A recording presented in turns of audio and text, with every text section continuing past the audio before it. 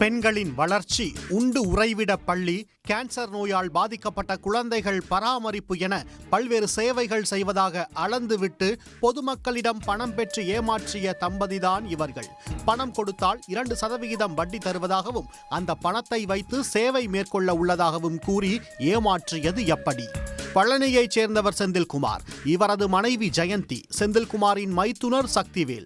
இவர்கள் கூட்டாக சேர்ந்து ஸ்ரீ நேசா தொண்டு நிறுவனத்தை பழனியில் துவங்கியுள்ளனர். இதன் அட்மினாக சக்திவேல் செயல்பட்டு வந்துள்ளார். நிறுவன தலைவராக செந்தில்குமார் இருந்துள்ளார்.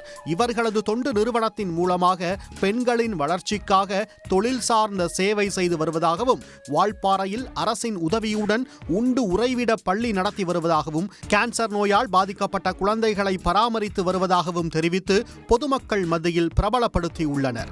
மேலும் தங்களது தொண்டு நிறுவனத்தில் வைப்பு தொகையாக பணம் கொடுத்தால் அதற்கு மாதம் 2% வட்டி தருவதாக பொதுமக்களிடம் ஏஜென்ட்டுகள் மூலமாக ஆசை வார்த்தைகளை கூறியுள்ளனர். தொண்டு நிறுவனம் நடத்தி அதன் மூலம் பெண்கள், குழந்தைகள் போன்றவர்களுக்கு சேவை செய்து வருவதால் மோசடி செய்ய மாட்டார்கள் என ஏஜென்ட்டுகள் பொதுமக்களிடம் கூறியுள்ளனர்.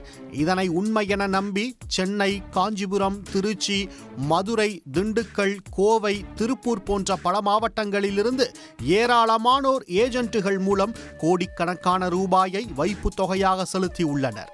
மேலும் பொதுமக்களிடமிருந்து பெறக்கூடிய பணத்துக்கு அவர்களது வைப்பு தொகைக்கு ஏற்றவாறு 20 மற்றும் 50 ரூபாய் மதிப்புள்ள அரசு முத்திரை தாளில் தன்னிடம் வாங்கிய தொகையை எழுதி பூர்த்தி செய்து கையொப்பமிட்டு செந்தில்குமார் கொடுத்துள்ளார்.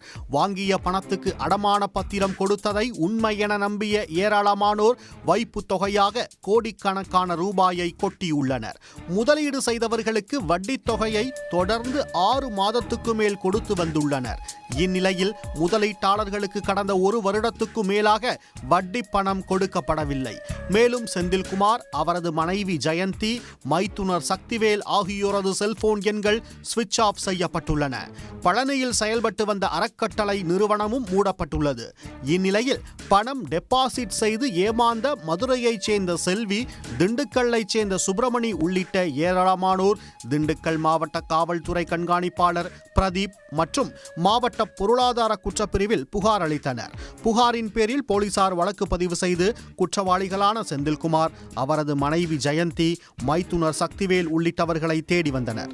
இந்நிலையில் சென்னையில் பதுங்கியிருந்த தொண்டு நிறுவனத்தின் நிறுவன தலைவர் செந்தில்குமார், அவரது மனைவி ஜெயந்தி ஆகியோரை மாவட்ட குற்றப்பிரிவு போலீசார் சென்னையில் வைத்து கைது செய்து திண்டுக்கல் அழைத்து வந்து விசாரணை மேற்கொண்டனர். பின்னர் மதுரையில் உள்ள பொருளாதார குற்றப்பிரிவு நீதிமன்றத்தில் ஆஜர்படுத்தி சிறையில் அடைக்க நடவடிக்கை மேற்கொண்டனர்.